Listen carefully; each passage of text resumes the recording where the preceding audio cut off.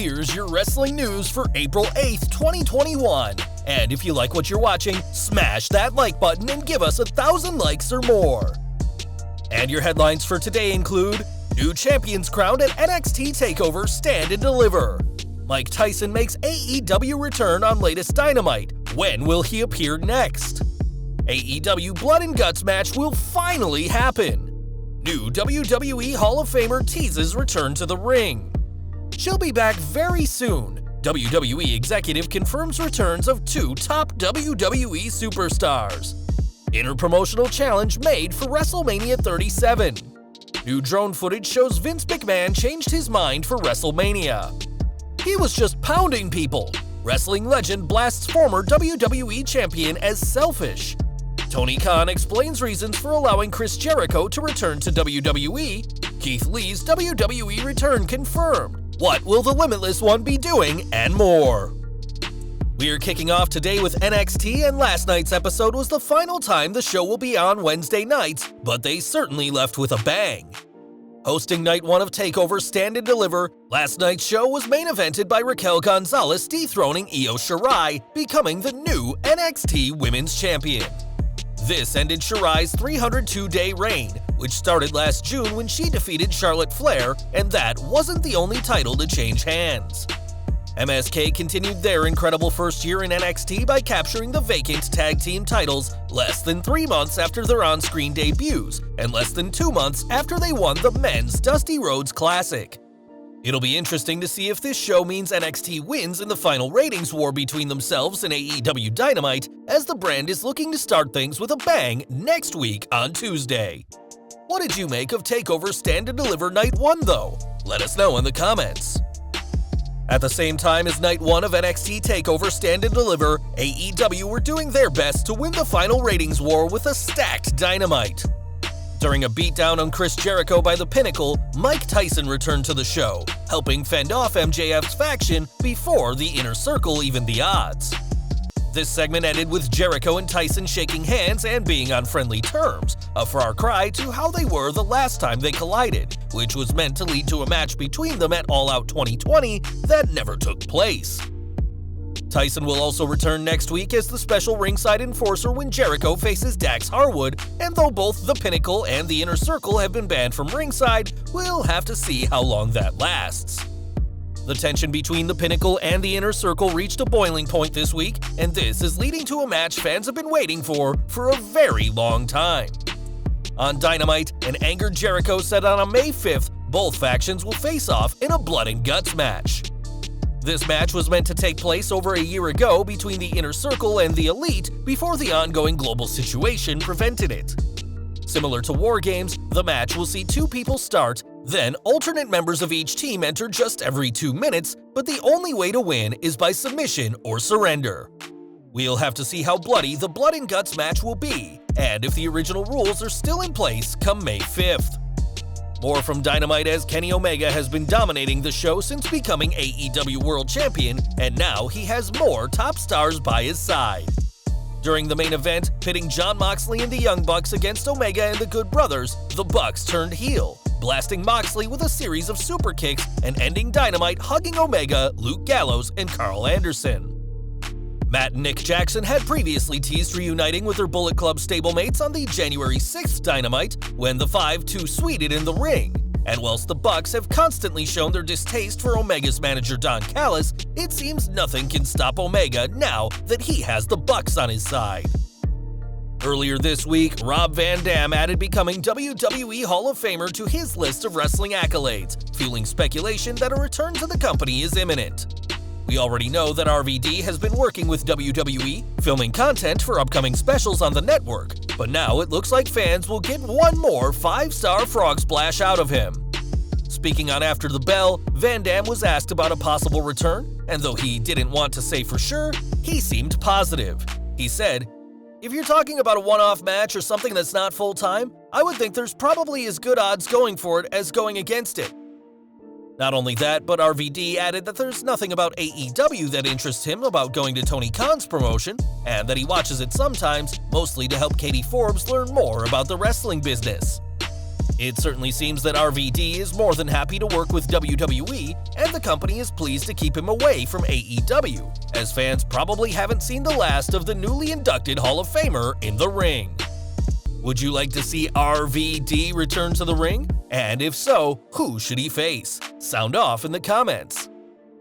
Speaking of comebacks, it's now been 2 years since Ronda Rousey's last WWE match, and the wait for her to return to TV is nearly at an end.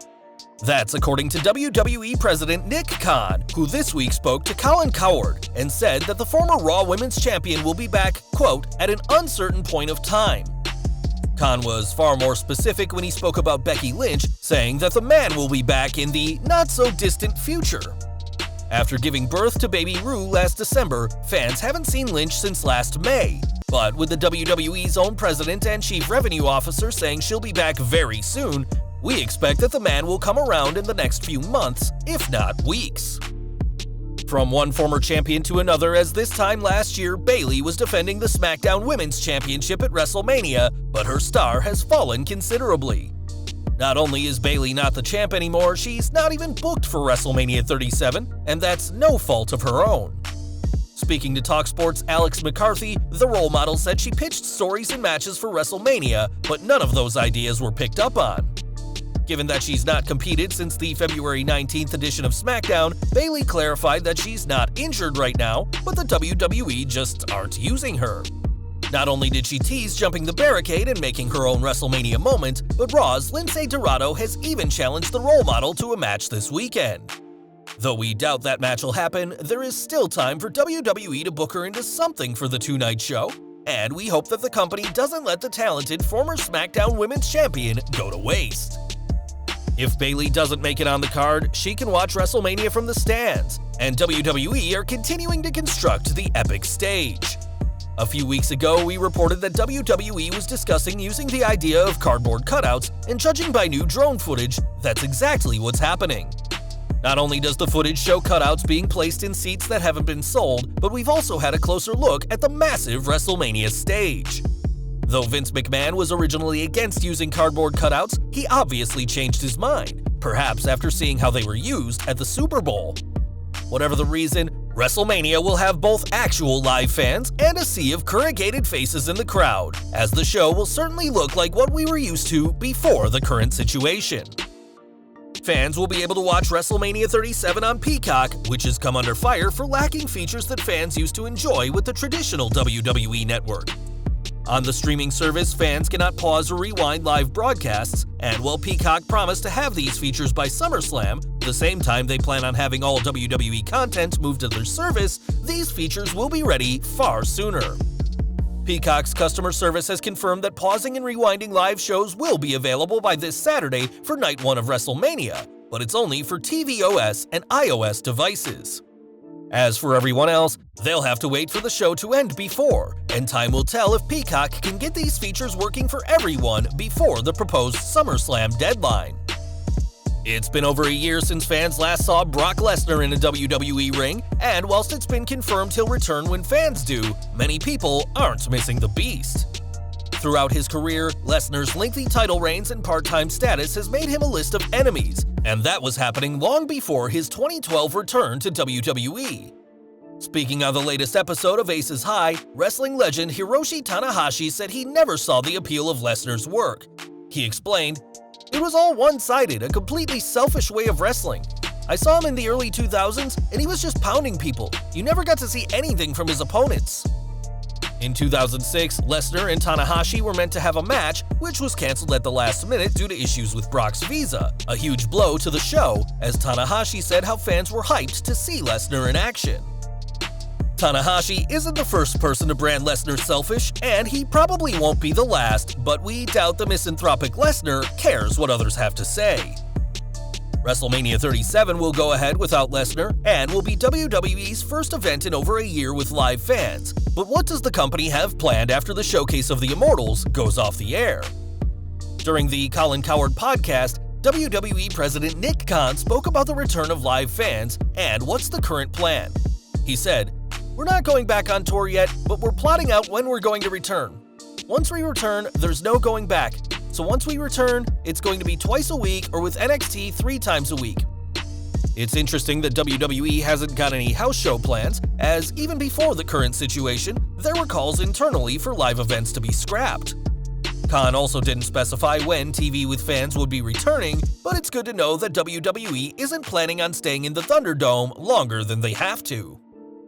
From Nick to Tony Khan now, as the AEW promoter has always said that his company is open to work with other promotions, and apparently that includes WWE. Last week, Chris Jericho was shockingly revealed as the next guest on Stone Cold's Broken Skull Sessions, and during an appearance on Busted Open Radio, Khan explained why he's allowing Jericho to appear on the WWE Network, saying, "When Chris first came to me, at first I was taken aback because the idea of Chris doing something on Peacock, on WWE's channel, it obviously gave me pause. When he told me that it was Steve hosting the show, I didn't have to think very hard about it." Adding that he has a deep friendship with the Texas Rattlesnake, this collaboration between AEW and WWE is something most fans thought they'd never see, and whatever Jericho has to say this Sunday, we're sure it'll make for a fascinating watch.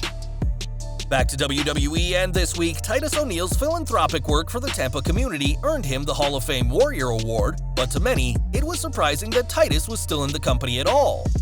Many fans haven't forgotten that in early 2006, O'Neil was suspended for 90 days when he grabbed Vince McMahon, preventing the chairman from walking ahead of his daughter Stephanie, and it was only after massive backlash from fans that his unfair suspension was shortened to an also unfair 60 days.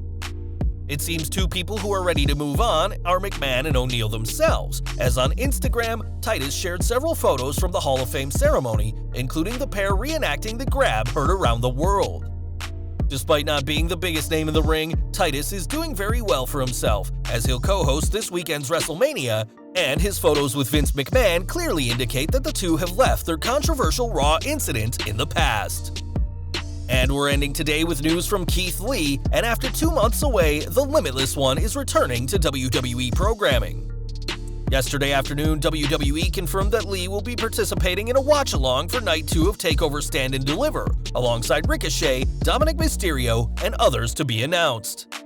Though it may not be what fans were expecting, having Lee return as part of the watch-along is better than nothing, but the Limitless One has a long way to go before he returns to the main event scene on Raw he was in just a few months ago. Well guys, that's our news for today. Please share your comments below.